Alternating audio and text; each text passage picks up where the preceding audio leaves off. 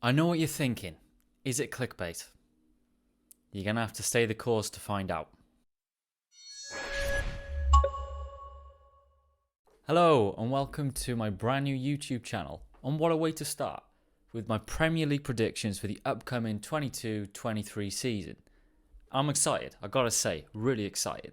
Ready for the highs and lows, the ups and downs, and potentially any other team bar Man City lifting the title.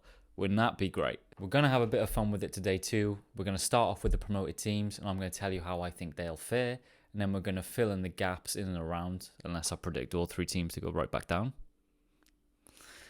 Then we'll fill in the teams all around, all the way up to the Champions League places and the eventual champions. If you do find that you enjoy this video and you want to see more like it, then please go and hit the like button down below, subscribe to the channel, and hit that notification bell so you don't miss any of the uploads coming in the next few weeks. But without further ado, I think we should just get stuck into it. 20th place, I've got Bournemouth. I feel like this is pretty cut and dry. It's probably the easiest prediction of the season, in the same way that Norwich was last season. They followed a similar approach at the start of this window. They've not gone all guns blazing in the transfer market, and actually up until this point they've not spent a penny. They've brought in 2 players on free transfers, including Ryan Fredericks from West Ham. When fit, I think he starts for this Bournemouth team, but is he a difference in that position to keep them in the league? I don't think so. The player that we're going to have to keep our eye on this season, of course, is Dominic Solanke. He'd been at Chelsea and Liverpool previously, but never really been able to make his mark. Whereas in the Championship last season, put in 29 goals and set up another 7 with his assists. That could be the difference for them this season. And if he's able to rekindle any kind of form in the Premier League, Bournemouth may have a fighting chance. However, the lack of additions to this squad, the general level of each player, I don't think is Premier League ready. And I think if you're talking every team in the league, Bournemouth are probably bottom by quite a distance. I think it's going to be a tough season for Bournemouth. I think if they're anywhere near the level come Christmas, then the board need to invest. But I think even by then, we're likely to see them be pretty distant of the rest of the pack. So for that reason, Bournemouth got you in 20th. But controversially, I've only got one of the 3 promoted teams to go down this season, and I feel like I could be very wrong with this. I think you can make good arguments for potentially all 3 going down with the strength of their squads. But I think, and I've been wrong about this team before, but I think they got a little sun. I think they've got something going on.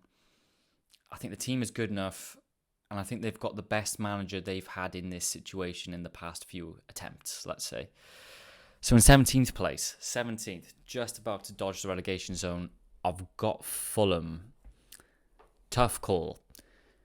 But Mitrovic had the best Championship season of any marksman we've ever seen to date, scoring 43 league goals in 44 games. Seriously, just think about that. The man's scoring a goal a game in one of the hardest leagues in the world over the course of a whole season. Incredibly impressive. Harry Wilson as well, from the right wing. They made that a permanent transfer from Liverpool last summer. He put on 10 goals and got another 19 assists, so he was their chief creator. And now they've managed to add to that too. They brought in João Pereira from Sporting. Now I like this move a lot. He ranks in the top 1% of midfielders for pressures, in addition to putting up 3 tackles and 2 blocks per game. Now this is the exact kind of player that Fulham need getting promoted into the league this time. They need a player that can break up play and just do the dirty work in that midfield, because their defence needs that help. They're still relying on Tim Ream playing centre-back almost every single game last season. So the protection needs to be there if they want to have any hope of staying in the division this season. And I think Mitrovic will score goals. I think most people are on the fence with Mitrovic. You know, we've seen him at this level previously, and he's not really been able to do too much. So everyone says he's not good enough for the Premier League, and he's too good for the Championship. What's the in-between? And whilst I think that's a fair statement to have made in previous seasons, it's not a fair statement to make when he scored 43 goals in 44 games last season. It's unheralded. He got nowhere near those totals when he was previously in the Championship. So I think that shows you exactly where this team is. And they were close to staying up previously under Scott Parker, and I think they will stay up this season. Having said that, I wouldn't be surprised if I'm wrong. So for that reason, Fulham, staying up. 17th. It's not bad. Let's take that. Okay, and the last of the promoted teams, the team that actually came up in the playoffs. Sometimes they do fare better, sometimes they don't. It's Nottingham Forest. Now, up until about 2 weeks ago, I was feeling pretty down about this team. Of their top 14 players in terms of minutes, throughout the whole season, they've lost 7. They've lost 50% of their starting squad, essentially. It's a huge overturn that's been needed. And I think this has really come about through the unexpected nature of their promotion. I don't think Forest expected to go up this season. I think the board definitely didn't. But they've just managed to fill gaps, or they were able to fill gaps last season, bringing in Jed Spence because he'd fallen out with Warnock at Middlesbrough. They brought in Max Lowe, very good player at left back as well. They got James Garner from Manchester United, who ended up being one of their chief creators last season. And they've also lost players such as Lewis Grabban and Keenan Davis. But I think the biggest surprise of them all is the loss of Bryce Samba. This is their talismanic goalkeeper who's been there for so many years, and you could say is really the backbone of their promotion. And he's just left and he's gone back to France. What can we even say? So for those reasons, and we knew this was pretty much going to happen, calling the end of last season, it was really hard to see how Forest could make up any ground or put themselves in anywhere near a good enough position to stay in the league. But they have. For a start, they've brought in Dean Henderson. I think this is a fantastic bit of business, and I think other Premier League clubs will probably be kicking themselves at the end of the season, wishing that they probably done this themselves. We've seen him in a very similar position with a promoted team that really wasn't fancied a couple of years ago in Sheffield United. They play a fairly similar system, playing a 3-back on the attack, a 5-back on the defence. They really utilised their wing-backs, and they were pretty much just a solid team. They were a solid team that didn't rely on holding the ball and having possession. In fact, they averaged 49% possession across the whole of last season in the Championship. So this isn't a team that's going to need to rely on creating a lot of chances. They're going to sit back and break on the counter-attack. And they've brought in the players to be able to play exactly that way. So to start, you have Dean Henderson, 76% save percentage with Sheffield United in the season that they stayed up. And he also stopped 5.2 goals from his post-shot expected goals tally. He saved 5.2 goals that he otherwise shouldn't have. Statistically, those goals should have been in the back of the net and gone past him. That really can be the difference between staying in the division and not. Sheffield had such a good season that for them it probably wouldn't have made a huge difference, but for a team like Nottingham Forest, it really could. Left wing back and right wing back, as we've just discussed, they've lost Jed Spence and Max Lowe on both sides, but they've replaced them with Nico Williams, who was a standout for Fulham last season in their promotion campaign, and then also Omar Richards, which I've got to say is such an odd transfer, but I just love it. He was really strong for Reading a couple seasons ago in the Championship, got a very strange move to Bayern Munich. This isn't a statistical take or anything, but if Bayern Munich is seeing something in a player in the Championship, there's got to be a reason for it. Now, okay, granted, they've sold him after one season, but what Richards won't lose is that experience of being around that caliber of player and training with them. And that will add an awful lot to his career and his mentality. And I think they'll both be ready to play in the Premier League. So I'm looking forward to seeing them play. And then their last big signing, at least when I wrote the script for this video, was Teo Ananiwi. This is a guy that's come out of the Bundesliga after one season with Union Berlin. He scored 15 goals. It's pretty damn good. But the most important thing about Awaniwi and the numbers he put up last season was his expected goals. The reason why I think this is so important to a team like Nottingham Forest, but not just Nottingham Forest, is when you're recruiting in general, is that you want a player that is either bang on his expected goals, that's the ideal, or I think you probably want a player that's maybe slightly underachieving, because there's a lot better value in the market there. We've seen examples of the opposite way around as of today, actually. So Scamacca, he's been bought for roughly 35 million by West Ham. Now, this is a player who scored 16 goals in Serie A last season. However, his XG says he should have scored more like 11. The likelihood of that being able to repeat in the Premier League really isn't that high. So I think you'll see next season, I'll put this out there now, I think Taiwo Ananiwi will score more goals than Scamacca will for West Ham. He's more on his XG, he's a bigger physical presence, he's able to really shrug players off and still find the finish while still having an incredible lick of pace. And I think that's going to be key for Forest, is hitting those teams on the counter-attack. And I think he'll work really nicely in tandem with Brennan Johnson. Brennan Johnson more of a speedster. I think he's probably a bit quicker off the mark than Taiwo is. but physically he's not as gifted. But he can also put the ball in the net. He showed that last season. So I think those two playing up front together and the pace and width that can be offered by Richards and Nico Williams on the counter-attack is going to be really great to watch. So for those reasons, I think Forest are going to stay up, and I've got them in 15th place. So fingers crossed this doesn't come back to bite me at the end of the season. Forest, I think you've got a good season ahead. I'm going to be supporting you. 15th. All right, then, it's time to fill in the gaps, and we're going to start at the bottom, and you guys are going to find out whether or not this thumbnail really is clickbait. Did he really put this team that low? Yes, I did. In 19th place, got Everton. They're just not good enough. I think it's very much worth remembering these key factors.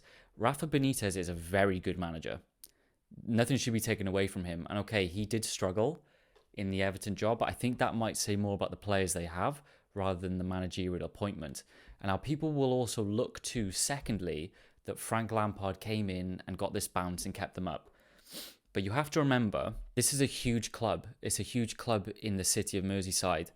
And the thought of a team this big getting relegated really does spur on your fan base, especially when the club is able to bring in a new manager and hopefully get that lift from the players, which they certainly got.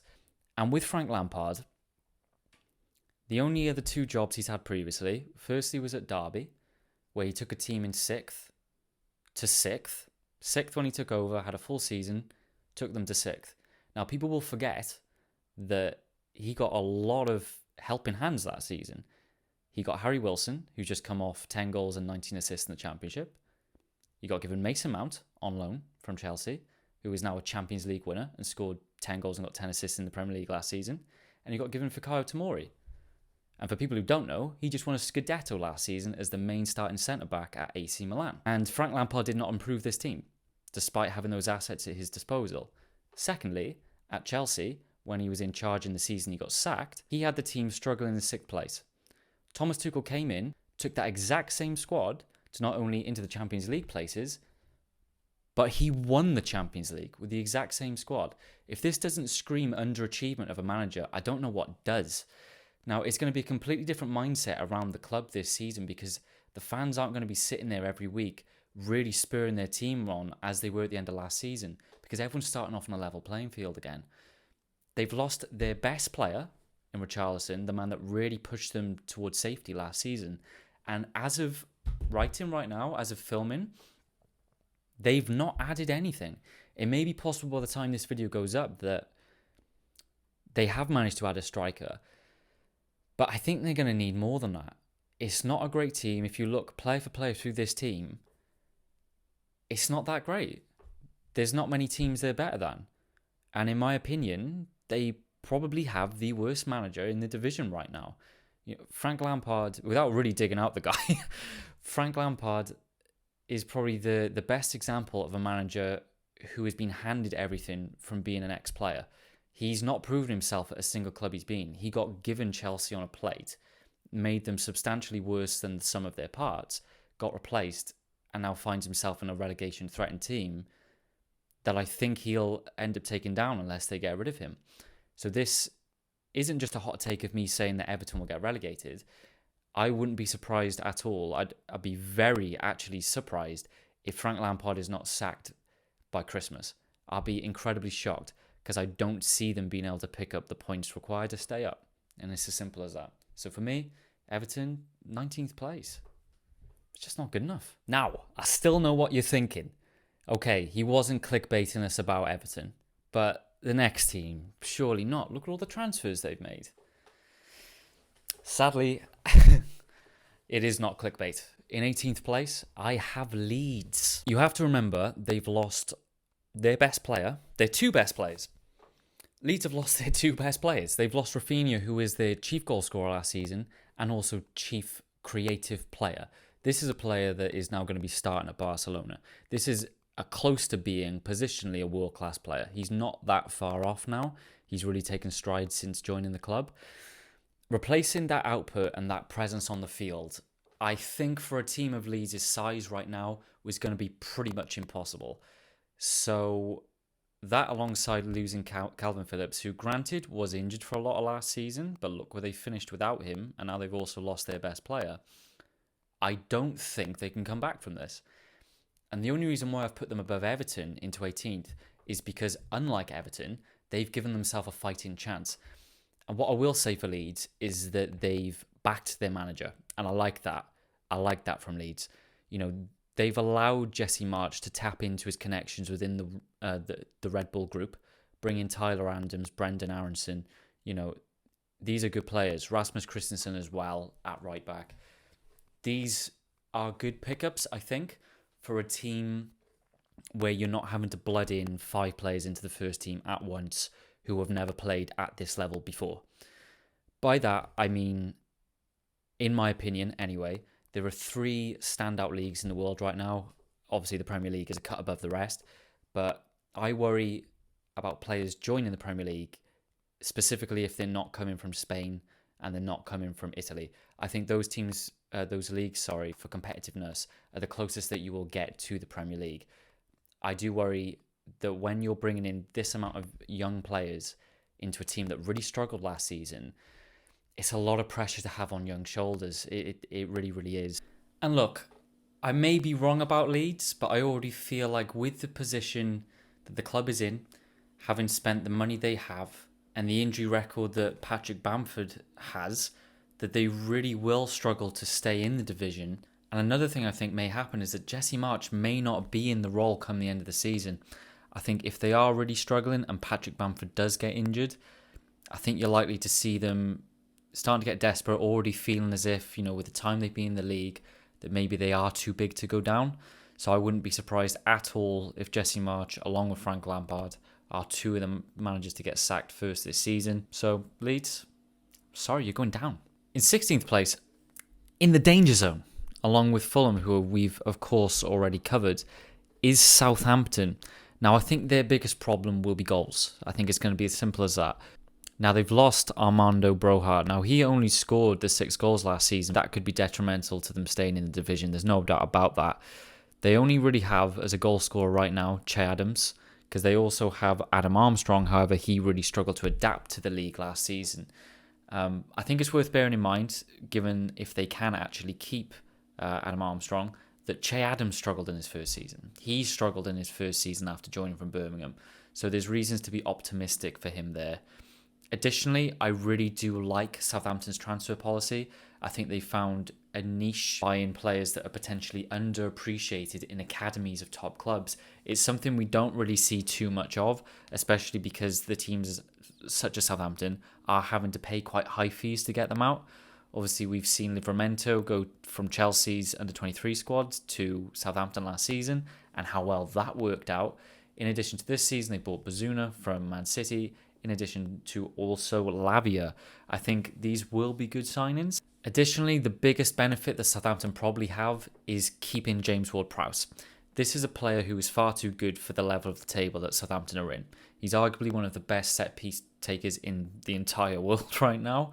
Additionally, he's probably good enough to be playing for roughly a club at, West Ham's level, maybe even Manchester United's, why not? Along with that, they have a great defensive setup. They have a great centre-back partnership. Not great, but for the level, it's very good in Salisu and Bednarek.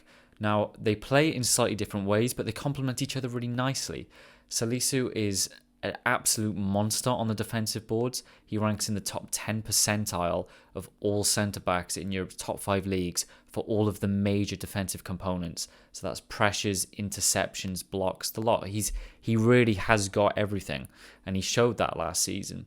And then you've got someone like Bednarek, who he's partnered with, who's a lot more reserved in the defensive display.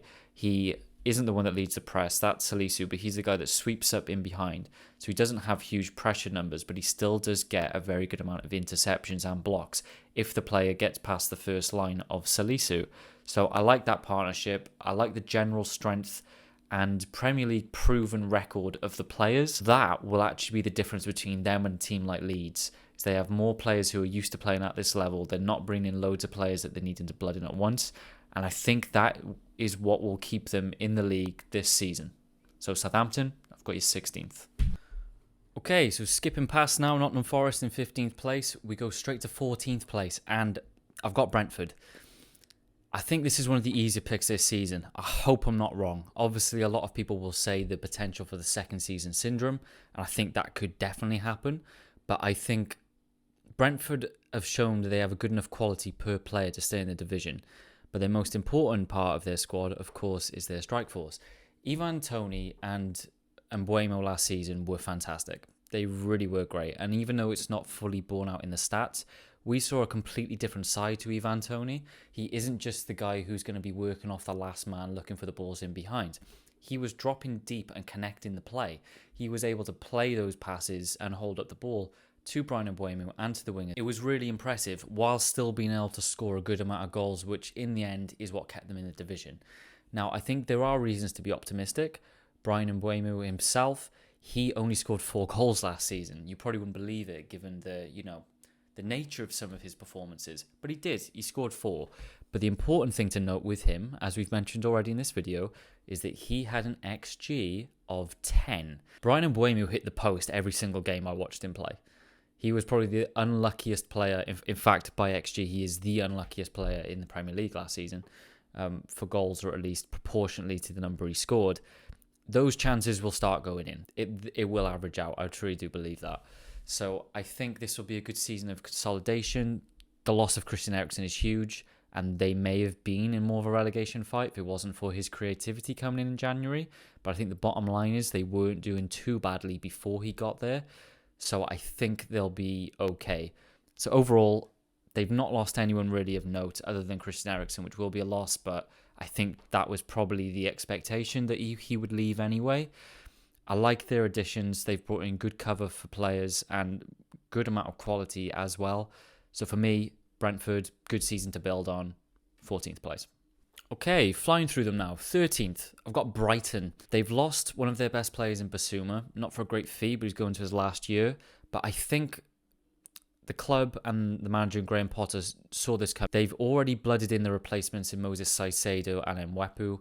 These are good players, and whilst they don't stick out defensively, in terms of their statistics per game, I think as a combination, they'll be able to make up for what Basuma, or what they lose, I should say, in Basuma. So I like those 2 signings.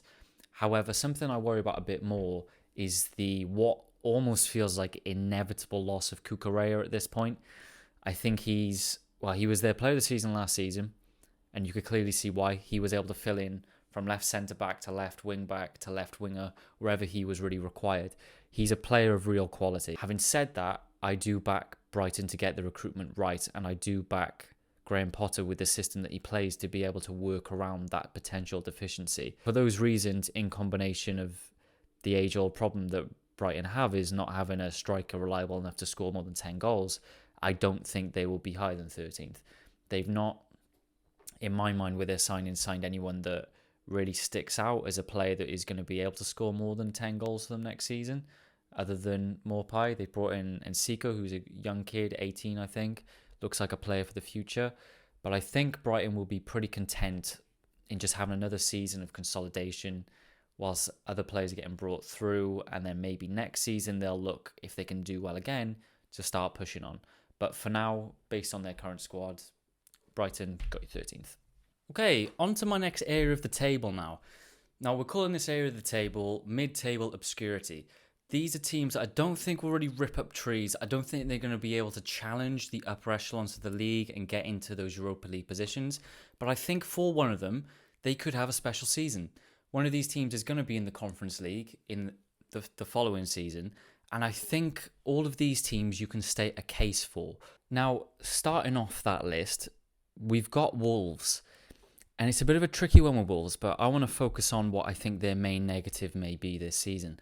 And I think that's going to be defensively. Jose Sarr was probably, fair to say, the signing of the season, not just for Wolves, but for the whole Premier League. There's no one else that really sticks out in my mind in terms of value for money.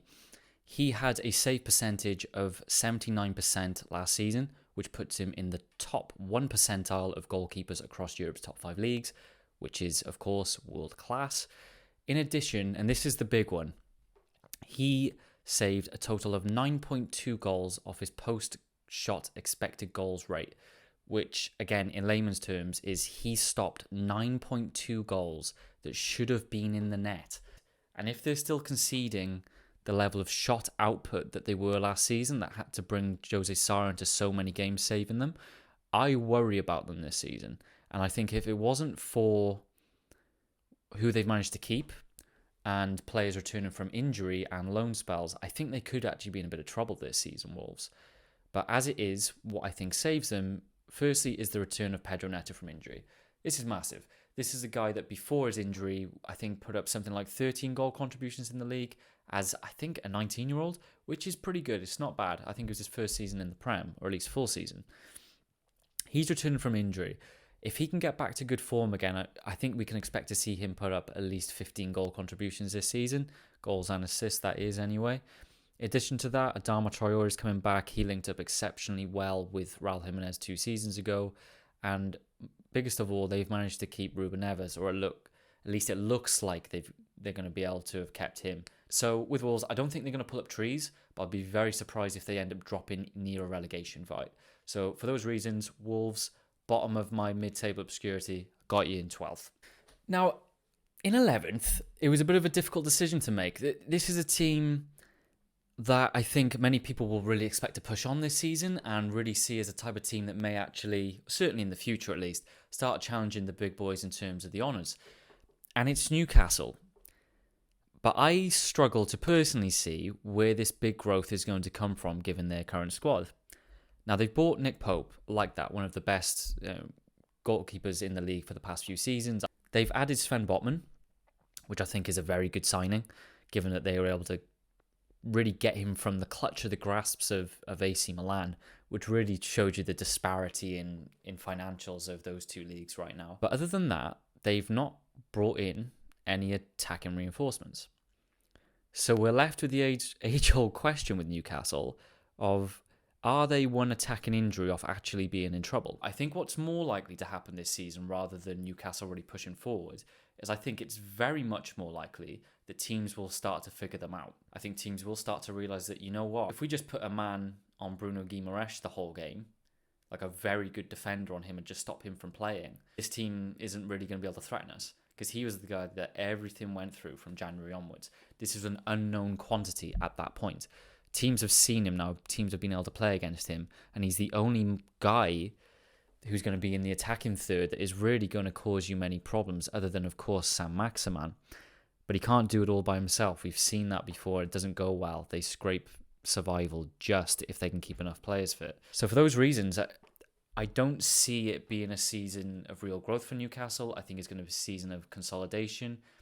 I think they're going to wait for, with the way that the football market is going at the moment, with it being a very open market for salaries, I think they're going to try and pounce on a couple of free agents next season, big ones at that as well, so that they don't have to start paying extortionate fees and be seen as that team that is just going to allow you to ship off a player that you no longer want.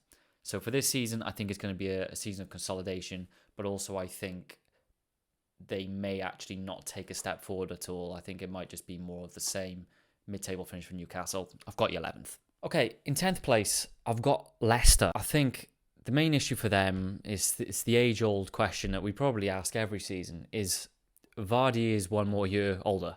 I think he's going to be 35 this season, if not already. And at some point, they have to look at really moving him on. I don't mean, getting rid of him, but actually start blooding his successor. Now, I think they may potentially have him at the club in Patson Daka. I think he's a good player. He showed in glimpses last season what he could really offer, especially when he scored those 4 goals in, I believe, is it Europa League or in the Conference League? One of the two. He looks like a good player. He looks like he's a similar player to Jamie Vardy in that he's got that pace to burn and run in behind. So why not just say, okay, this is our season where we bin off Jamie Vardy? Because what is keeping him going to get you? You maybe finish 9th rather than finishing 12th, rather than playing Patson Daka? I think they need to try it. They need to change things now. It has to be that year. I suspect we'll see more from, as I said, Daka and also Harvey Barnes. I think he's progressing nicely. Additionally, with his countryman, James Maddison, he actually came off his best season last season. That went quite under the radar due to the way that Leicester actually played a lot of the campaign, and he did pick up a few injuries. But in terms of raw numbers, what he put up, in terms of goals and assists. Last season was his best season. And although he's not really fancied by Southgate, I think he will feel as if he's still within the running, especially if there's an injury, to make the World Cup squad. And additionally to that, I think the biggest thing that Leicester can be happy about is the returning injury situation. They were without Fofana for the whole of last season and were without Johnny Evans for large parts. And that boy Seonchu is just a ticking time bomb. He just runs out of that line and either takes everything or nothing. And a lot of the time last season, he took absolutely nothing and left the whole defence wide open because he was the main guy there for a lot of the season, having to play next to a Marty and usually a play that, was more of a wing-back filling in, as we've seen with players like James Justin, who also suffered with injuries, along with Pereira, Luke Thomas, Castagna. They weren't able to field a consistent team, whereas this season, I think they'll be able to do that. But overall, I think Leicester is going to be a season of ups and downs. I think it's going to be a bit underwhelming. And I also wouldn't be surprised, as I've said with two managers previously, if this is Rodgers' last season in charge. I'll be surprised if he gets the axe before the end of the season, but it might be the type of project that has now kind of reached its end a bit underwhelmingly because they're not able to challenge where they thought they would at this point. So for me, Leicester, 10th place. 9th position, and you probably wouldn't have expected them to be this high on this list, but I've got Crystal Palace. I've got a great feeling about Palace this season, a really good feeling. I think there's only positives that they can take from last season under Patrick Vieira, who I think was definitely high on the list of candidates to lose his job quickly because it's a manager who's more or less unproven at the level, having had jobs before at Nice, and I think he was at New York City, neither of which really panned out that well for him. And it almost felt as if, like I was talking about with Frank Lampard earlier, that he may have got the job based off more than just his managerial ability, let's say. However, what we learned from Patrick Vieira last season is that he can put together a very competent defence. The partnership that was formed between Joachim Anderson, who had just got relegated with Fulham, and Mark Gay, who had had a good season at Swansea and really did start looking like a player that might be fully ready for the Premier League already. That partnership was really impressive. Neither of them really pop statistically, but I think with Gehi especially, his ability on the ball and to be able to break the line and read the game so well is quite impressive. And I think he'll definitely be the type of player that I don't think Chelsea necessarily regret selling because they sell so many and it's part of their business model. But I wouldn't be surprised if he's the type of player that they may go back to at some point in the future. Additionally, their signings going forward last season and transfer window before in Michael Olise and Eze, who was injured for the majority of last season, I think are really positive signings for the team going forward. I mean, Olise, for example, ranks in the top 5% of players in Europe's top 5 leagues for progressive carries, and Eze ranks in the top 1% for progressive passes. And I think especially with Eze, now he's had that injury layout on his back, I think it's going to feel like a new signing. And people are very worried about Conor Gallagher and the lack of goal scoring and creativity that team might have. But I think they'll be just fine with Eze coming back in. They brought in Mateta and also Odsonne Edouard, who both scored 6 goals each.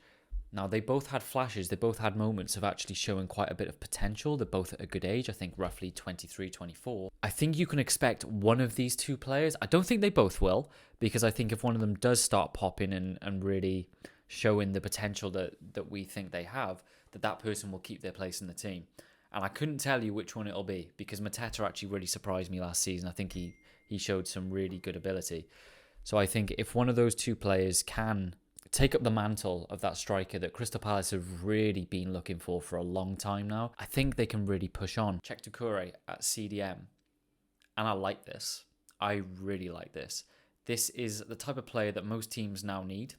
He is the type of player that was in that midfield, doesn't do anything spectacular, but just destroys up play. He is that guy who shields the defence. It's an invaluable position in football. Now, the Crystal Palace defenders probably don't need as much protection as other teams, but I still think this is a fantastic addition. Sam Johnson is a Premier League level goalkeeper. I think we knew that when he was in the Premier League 2 seasons ago. I fully expect him to start for Crystal Palace. I think he could be a very good asset in FPL, and I think if he performs well enough, he'll have a chance of being on that plane to go to the World Cup.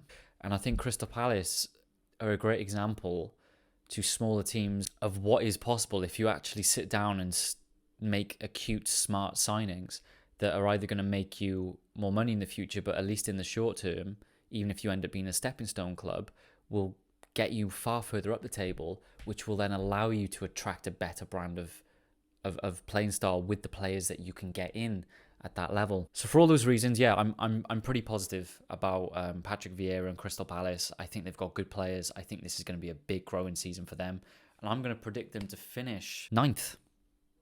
That's good. 9th, Crystal Palace. In 8th place, we've got the perennial underachievers of last season. This team, player for player, massively underachieved last season. I don't mean by their expected stats, because most of their key players actually hit their figures, but their highest goal scorer was Watkins with 11, and I think second was something like Danny Ings with about 7 goals. That's not good enough. It really isn't. When they sold Jack Grealish, they reinvested that money quite well, I would say. They brought in players of the caliber to get them up to your Conference League kind of level, maybe even pushing Europa, which is what I thought, and I think a lot of people thought was capable of this Villa team last season. They brought in Buendia. He was in and out of the team. Didn't do too much, but I think the biggest disappointment certainly was Leon Bailey. I think we all expected a lot from him. He's a player that has shown immense potential in the Bundesliga for Leverkusen. Looked like a real talent. And he had an off year, I think, when they signed him, but they picked him up for about market rate of around 30 million, and I really expected him to be able to add a bit of creativity to this team. But instead, despite being, I think, fit for the majority of the season, he played less than 1,000 league minutes, really flattering to deceive, and only got 3 goal contributions in the league, which is roughly 1 goal contribution per 10 million that they signed him for last season, which just really isn't good enough. Now, I think a really key thing for them going into this season is that they've been able to bring in a player of the quality of Diego Carlos to come into that defensive line. But they've also managed to make Coutinho permanent. I really like that. He's not the player he was, but you can still see when he's on the pitch, amongst most, even teams that performed better than last season, he was still the best player. So overall, I'm feeling pretty hot about Villa. I think 1 or 2 of those players that we've already spoken about with Ings, Watkins, Buendia, Ramsey coming through as well now, looks like a really good player, backed up by the creativity of Coutinho. They brought in Digne, like Matty Cash as well. They've brought in Kamara for a free transfer. Very good defensive midfielder linked to all the big clubs, really. I think this is a team that would be exceptionally disappointed to not finish in the top 10 this season. And I think with what we've seen in pre-season with players like Leon Bailey in particular, who has been very good for Aston Villa in pre-season, he's already got more goal contributions than he did in the whole last season, we're going to see an uptick. I wouldn't even be surprised if they were the team this season that were able to take up that mantle and beat West Ham to 7th place. I don't see... I've just given away my 7th.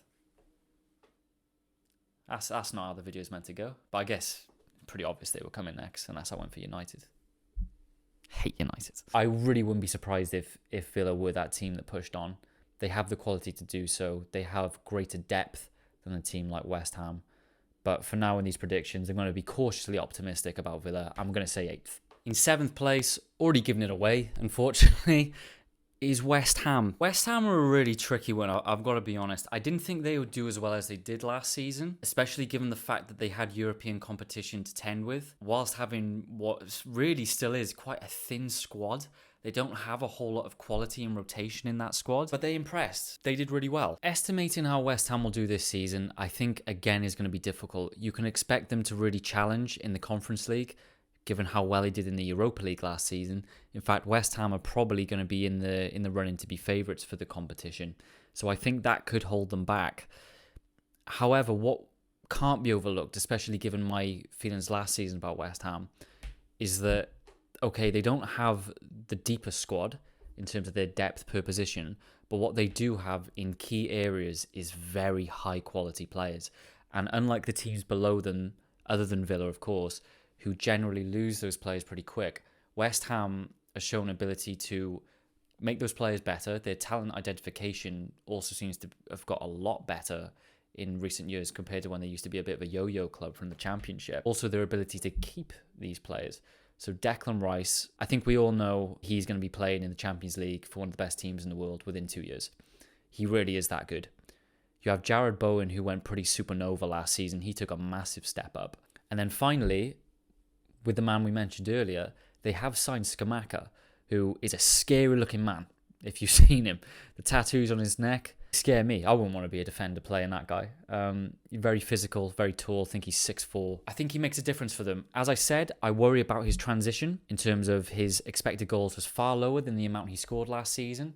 A whole third lower, which would worry me. For a club paying 35 million for a player. But what they needed, what West Ham really needed, was a guy that can put the ball in the net on a consistent basis and is going to be able to take that burden somewhat off Jared Bowen, who did most of the work last season on his own. Michael Antonio set the base early on that gave West Ham that good start, but he faded away big time. But that's because the amount of games he was having to constantly play. He played almost every Premier League game when he was fit and played almost every single cup game in terms of the Europa League, in addition to internationals for Jamaica. He's going to be a player that's going to be able to come in, be a physical match for defenders in the league, which is very underlooked in the Premier League, that you need to be physically be able to handle yourself. And I think he'll score goals. I don't think he's going to blow the league away. I think he is more of a 8 to 10 goal player in his first season in the Premier League, but he's someone they can build around for the future, and I like him a lot. So West Ham, I think they're going to have a pretty samey kind of season. I could see them dropping a bit if the fatigue does set in from the last few campaigns. But otherwise, I think they've still got that quality of manager in David Moyes to be able to still fight off the rest of the chasing pack and solidify that 7th place. So for me, West Ham, 7th, good performance again. All right, we are here. We are at the business end of the table now, the top 6. This season, not taking any gambles. I'm keeping it the traditional top 6 as you've seen. I've given all my reasons for the teams from 7th down to 20th. But now it's time for the serious stuff. These are the teams that are going to be challenging for silverware, I think, on most fronts, given the strength of the Premier League now. But it's just, where is each team going to finish? So to start then, the team in 6th. The team I think that will be at the bottom of this list of great clubs. And I think it will be more of the same. I think it's going to be Manchester United. In a similar way of how I feel about Leeds, I like that they've backed the manager. I like that they're trying to follow almost the blueprint of what he wants to create. But if you're limiting your market to players who only speak Dutch, then you're going to end up with the signings that they've come across, which is Christian Eriksen on a free, which I think is fine. Christian Eriksen is a fine player. You know, he did very well for Brentford last season. I think he is still of the level of a top 6 team. But does he start for Manchester United? It depends what formation Erik ten Hag wants to play. He wants Manchester United to play. But I'm not convinced he plays. Because if they are going to play a traditional 4-3-3, for example, then he's not going to start above Bruno Fernandes, who I think is the player that Manchester United should be building around. And then what, is he going to be one of the 2 players that is more defensive? Absolutely not. But then that brings us on to Manchester United's main issue. And it's been their main issue for about 5 to 6 years. And that is the recruitment of a competent, world-class defensive midfielder. If you look around the top teams over the last few years, Fabinho, Liverpool, Rodri and previously Fernandinho, Man City, Casemiro, Real Madrid, Kante, Chelsea. This list is endless. It goes on. Every top world-class team has this type of player at CDM that does, as we've said with other teams, all the dirty work, but also has a bit about them at CDM. They break up play. It is probably the most important position on the pitch for a world-class team. It really is. Those players are more or less invaluable. And when they're not in the team, you notice it far more than any other player. Now, in this transfer window, they've relentlessly gone after Frankie de Jong, who has continuously said to the media, I'm already at the best club in the world, but I am flattered by the interest. He is publicly rejecting you. And I'm sorry, if Manchester United are the outfit they are, being supposedly the biggest club in the world, you shouldn't have to convince a player of Frankie de Jong's quality, which is, up there with being world class, to join your football club. If you're having to work that hard to convince a player to come to your club and you're only targeting that player, I think it's clear you're making a mistake. I was really confident with the introduction of Ten Hag that it's not just a footballing philosophy that he's bringing with him or a style of play. It's also the way that Manchester United were going to do business, and I've seen no change. They would have been better off not going for Frankie de Jong at all, who also would not have fixed their CDM problem. He isn't a guy that's going to be a destroyer at CDM like a Fabinho or a Casemiro, which is desperately what Manchester United need. They would have been better off trying to be in the market for a player like Yves Bissouma, because Spurs just picked him up without anyone challenging for around 20 million. Yet they're hunting for this guy because he speaks Dutch and he's played under Ten Hag before, for the tune of 80 million, and he doesn't want to join you. I think it's crazy. I think it was a terrible pursuit. It looks like it's pretty much done now, but they've wasted most of their transfer window trying to do it. As a result, they went for someone else who speaks Dutch from someone he used to manage, which is Lisandro Martinez. It seems like the biggest thing that people are talking about is his versatility. And if your biggest strength is versatility and you've not got one position locked down, I would not say that that's a strength. United do not need to be buying a player due to their versatility. This needs to be someone who can come straight into this first team and make a difference. So overall, I think they've had quite a poor window. They've also signed Malacia, a left back, which, again, I don't think he comes in and improves that team. And that's the number one thing, right? If we're going to talk about the transfers, is if you're Manchester United under Erik Ten Hag, you need to be bringing in players now that are going to improve your starting 11. And I don't think people can say, without a shadow of a doubt, that the signing of Eriksen, Malacia and Martinez, that any of those players actually come in and improve the starting 11 of Manchester United. And if that's the case, why are you signing them? So Manchester United, I think they're going to finish sixth. I don't see a way that they finish much higher than that. I think they've got that position pretty much locked down for themselves. But I will say that if I am wrong about this, and actually these players do transition well, and that Erik Ten Hag gets this team anywhere near challenging for the Champions League spots, he's had a fantastic season. I wish him the best of luck, but in my predictions, Manchester United is sixth. Okay, let's move on to fifth place, and we've got Arsenal. I don't think last season on paper they necessarily had a better squad than a team like Aston Villa. I really don't, especially at the start of the season. But they performed far, far better than I expected them to. Let's talk about them moving forward. I like their business, and I think it's pretty much impossible not to. The signing of Gabriel Jesus for 45 million, if he can play the way that we saw him play, not just last season, but in a centralised role that he's going to be needed to at Arsenal, and what we've seen out of him in pre-season at the very least, this is going to be a phenomenal signing. The question marks that I had around him initially was that there was talk with the Brazilian coach that Jesus had said that he wanted to become more of a winger, wanted to play more on the wing, and that he enjoyed that more. And I think that bears fruit in the way that he started to be used by Pep. I think the same conversations obviously took place because he didn't really play up front at all last season. In fact, I don't know if he did play at all last season up front. What you've got to remember, and I think this is a very key point, and I've made it a few times already for other players, primarily English and Welsh players, but this is a World Cup year, and Brazil are the favourites. And if you're Gabriel Jesus, there is a gap waiting to be taken. And there's no standout player there right now for Brazil.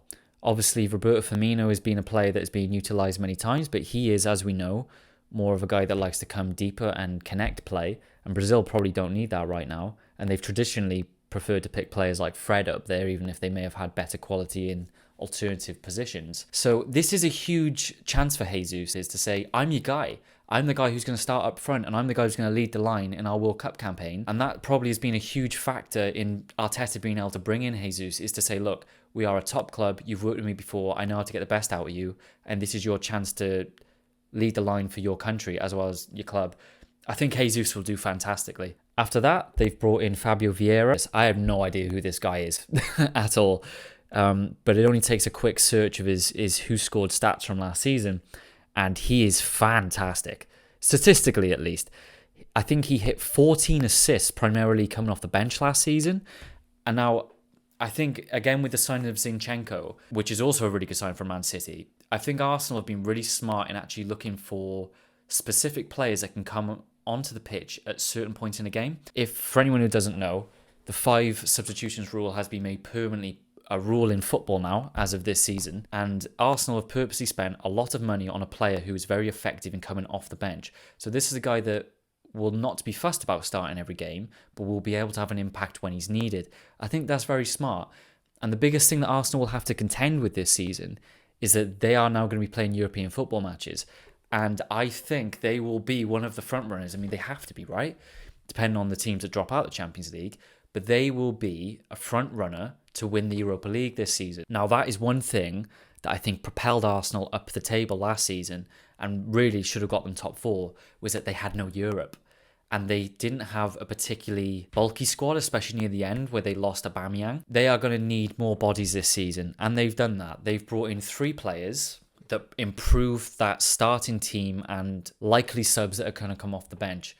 I think they've done well, and I am starting to believe in this Arteta project and the way that he's been able to bring in players that really fit what he wants, and players he's worked with before, but have also proven himself in the Premier League already. On top of that, and the final point for Arsenal, is the way they've actually managed this Saliba situation. It's just a Saliba situation, really. It felt like last season that this was kind of it for Saliba, that he was done, and that somehow Arsenal had got this wrong in the same way that they'd messed up the move for Torreira, who I still think was a top CDM that really should have got more minutes, and also the situation with Guendouzi, that I actually really liked his heart that he used to show for the team, but somehow that got him kicked out of the squad, and they've sold him for a cut price to Marseille, where Saliba was last season.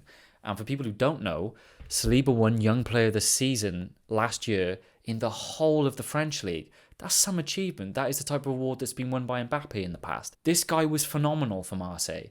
And if you've seen him pre-season for Arsenal as well, along with the performances of Gabriel Jesus, he's looked brilliant. He's looked so good. So much so that I think he probably takes Ben White's starting spot immediately. I think he should be right in there. Him and Gabriel, I think, would be a formidable partnership. But either way, Arsenal, I like their recruitment. I like their dealing with the Saliba situation. And I think they've brought in the right players that will allow them to compete on multiple fronts next season while still holding a good place in the Premier League. But I don't think they'll crack the top 4. So for me, Arsenal, good season, solid season, 5th place. In 4th place, I've got Chelsea. And I feel like this is quite an easy one this season. Now, some people, don't know who they were, don't know why they said it. Some people may have said that Chelsea would be competing last season. Some people may have said that. And I was one of those people. I thought Chelsea were going to win the league last season. I was very convinced by the project. I was very convinced by them coming off that Champions League win and then signing Lukaku, the difference maker. I thought they would really accommodate his style of play in terms of him being able to run at players, run at teams, run at defences. And they were going to carry the momentum through from the Champions League victory to the Premier League. It did not happen. It did not materialise. And their highest goal scorer ended up being Mason Mount last season with 11 league goals. And Lukaku was actually second with 8, which is a pretty damning indictment on the rest of the squad, given that Lukaku really didn't actually get a look in all that much for the majority of the season. But Rudiger is a big miss. But they've done well. They've done well. To bring in Koulibaly, okay. I think his best years are probably past him now. He's 31. He gave Napoli his best years. Credit to him. I think he'll transition nicely to the Premier League. He's a good, confident defender who can both defend but also read the game really nicely and step out as well. On top of that, the pickup of Raheem Sterling, I think, is a fantastic bit of business for sub 50 million. He's a really, really good player. And he's one of those few players that I think Chelsea could have picked up in the league that actually guarantees output.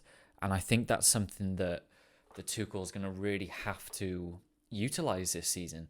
He's actually going to have to find a way to get his strike force firing. But an issue they've had is the players around that. Timo Werner very simply isn't good enough to be in a top 6 team. I think if they could, they should cut their losses there, but very simply no one will pay anywhere near the wages that he's on. As we spoke about earlier with Newcastle, I think that would be the kind of destination that might be interested. But also, I just don't think they want to be seen as that team.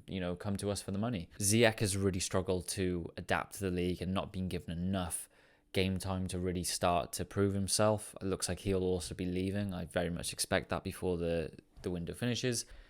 So Chelsea, for me, the reason why they will not be higher than 4th is the gap in quality going forward.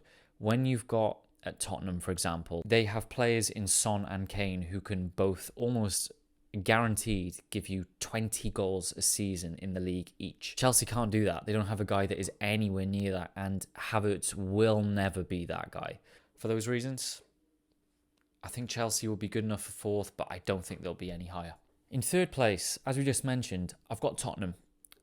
Now, I don't have in my notes a single negative written down for Tottenham this season. I think they've done brilliantly. I think they've done really, really well. I like almost every signing they've done. Richarlison, 50 million. Okay, he's going to be a backup option, but this is a guy that's not going to be happy on the bench. This is going to be a guy who's going to work hard to try and get into that first team. But more than anything else, he's going to be able to alleviate some of the pressure on Kane and Son having to play every single game.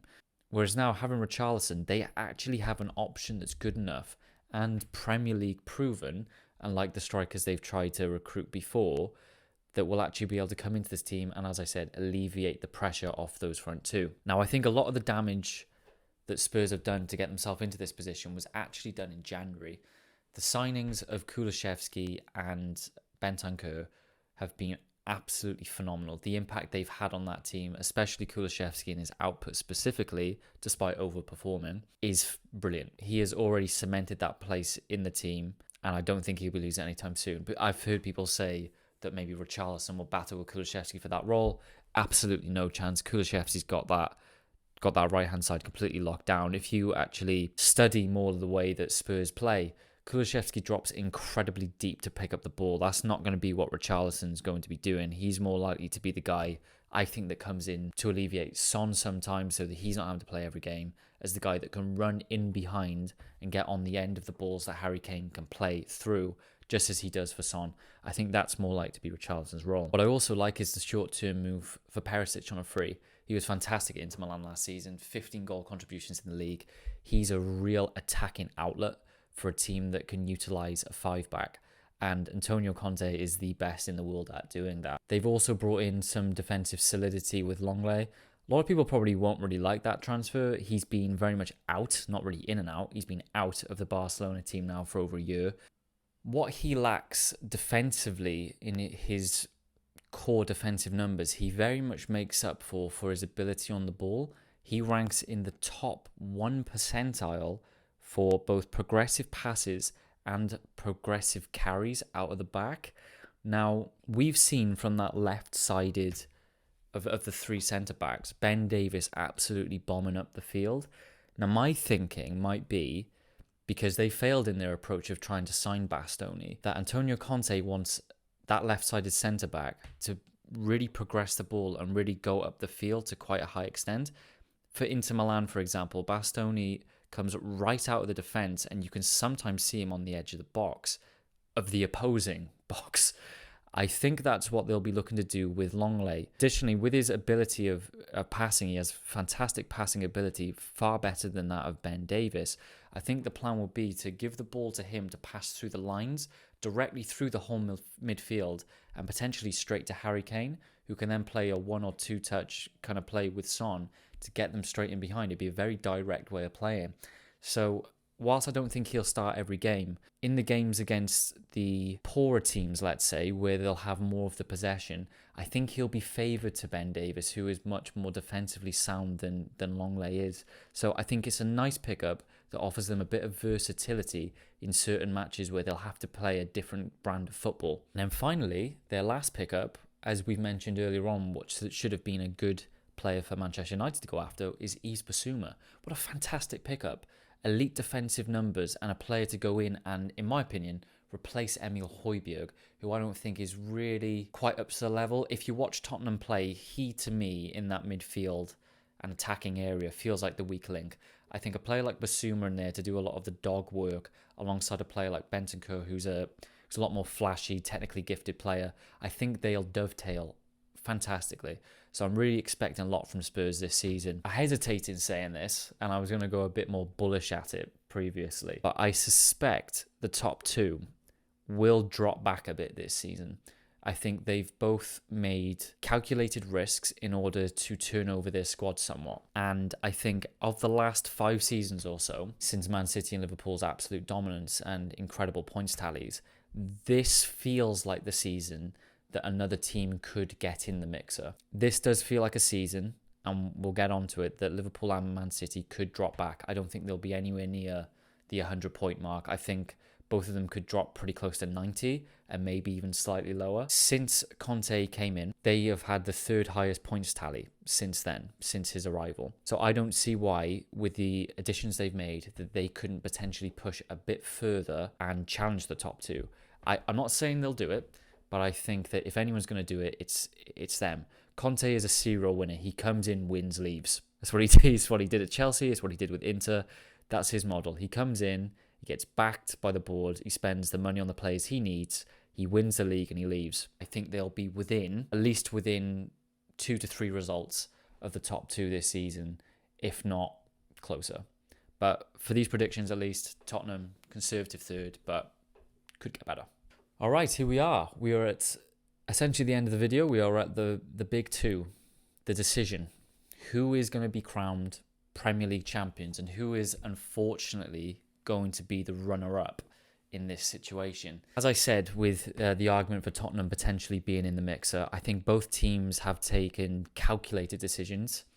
They've taken risks, especially Man City, I think, with selling some of their depth. But it's whether or not starting 11 of Liverpool can find a way to pick up more points than they did last season, or at least more points than Man City are capable of doing. And my opinion, as it was last season, is that they can't. I don't think Liverpool will manage to topple Man City off their throne this season, despite Man City selling Jesus, Sterling, the amount of output they'll lose to those 2 players. And they seem pretty happy to even lose a player like Ake out of their defence. Just think with Man City, with the players and the ability of each position that they have, even if they lose one, the system that Pep has working in this team, you still back him to be able to figure it out. Like if a Laporte gets injured, or even if a Phil Foden gets injured, or a Gundogan gets injured, you still think, or I would personally still back Man City to win the title. Whereas with Liverpool, losing a Mo Salah, losing a Van Dijk, losing a Fabinho, I think any of those players, even losing a Trent, I think if they lose any of those players for even a couple months, I think their whole season is more or less derailed. I think they draw so many more games than they would need to win in those situations that I think it's just too volatile. Worth also saying, the loss of Sadio Mane, I think, is a greater loss to Liverpool than Raheem Sterling or Gabriel Jesus, or even combined are to Man City. Darwin Núñez is an interesting signing. I think his career is now completely entwined with Haaland's. They've been brought in for similar fees for the 2 biggest clubs in the world, or the 2 best clubs in the world right now. And their careers are going to be very much viewed in this country in tandem. And I think the gap in quality between these 2 players might be quite sizable. What we've seen Haaland do, I know it's in Germany and I have given enough stick to the German league today, he's a world-class player already. Whereas Darwin Núñez, despite the numbers he put up last season, does still feel like an unknown quantity. He's very clunky, and I don't think he'll have the goal output that Liverpool hope he will. I think if Núñez scores more than 10 goals, he's had an okay season. I could very much see him being the more likely player to flop, let's say that. I think the loss of Sadio Mane, though, going back to it, in that Liverpool team is huge. It's not just the output, it's the aura of the player. Diaz, I think, will start a lot of games. I think he'll also be a really good asset for FPL this season. I think he'll be the guy who'll be seen as the replacement. But I think Man City will have too much. I think Grealish has now been implemented into that system. I think he's going to come good this season. I think his creative numbers were there last season anyway. It's just the output didn't translate. But I think this season I would not be surprised at all if Grealish got 10 goals, 10 assists in the league. I really think he's that quality of player. He's shown that since he's left Aston Villa, just how downhill they've gone, despite the money they've spent and the quality they've supposedly brought in. Grealish is a top player. Despite losing Jesus and despite losing Sterling, I think they've probably sold them at good times. I think they've got good values for them, and they obviously feel confident enough that the players they have are at least as good, if not better. My personal feeling is, as I said, I think Grealish will come good, and I think Riyad Mahrez is probably the best winger they have, potentially even the best forward player they have. I think he's shown that on a consistent basis over the last few seasons, just how good he is. And Pep obviously values him too, to have put this much faith in him that he's been willing to sell his rotational option, who is also 6 years younger than him, in Gabi Jesus. So yeah, overall, I think it's going to be tight. As I say, I think both teams will drop back because they have taken gambles. Man City reducing the level of depth they have. If they have an injury, the output might drop. And with Liverpool, I just think the loss of Sadio Mane and the fact that Salah did so well last season and his numbers were so ridiculous, especially in the first half, but yet I don't think we're still ahead of Man City at any point. I just back Pep to be able to keep it going. So that's it. That's my final prediction. Liverpool second, Man City first. Man City to retain the title once again. Let me know in the comments below who you think is going to win the title. I want to know your top four, and I want to know those two teams that have missed out in 5th and 6th. Is it the traditional top 6? Is it not? Let me know in the comments below. And then also, finally, I want you to tell me your bottom 3. And if you've also got a danger zone, as I've had, 2 or 3 teams that could be in the mixer as well. Who are they and why? To finish up the video, again, I want to say thank you for watching. My first video on YouTube as well. Hopefully it goes down well and you've enjoyed it. If you could like the video, subscribe, and click the notification bell down below so you don't miss any future uploads, that would be much appreciated. And then finally, some shameless plugs. If you want to follow me on socials, my Twitter is @mturnbull78. It will also be in the description. And finally, if you like these shirts and you like the one behind you too, then head over to my Depop page as well. That is also @mturnbull78, where you can pick up some fantastic merchandise at far below average prices of your standard classic football shirts. Head over there, take a look, see if you like it. And that's it. Thank you for watching, and I will see you again soon.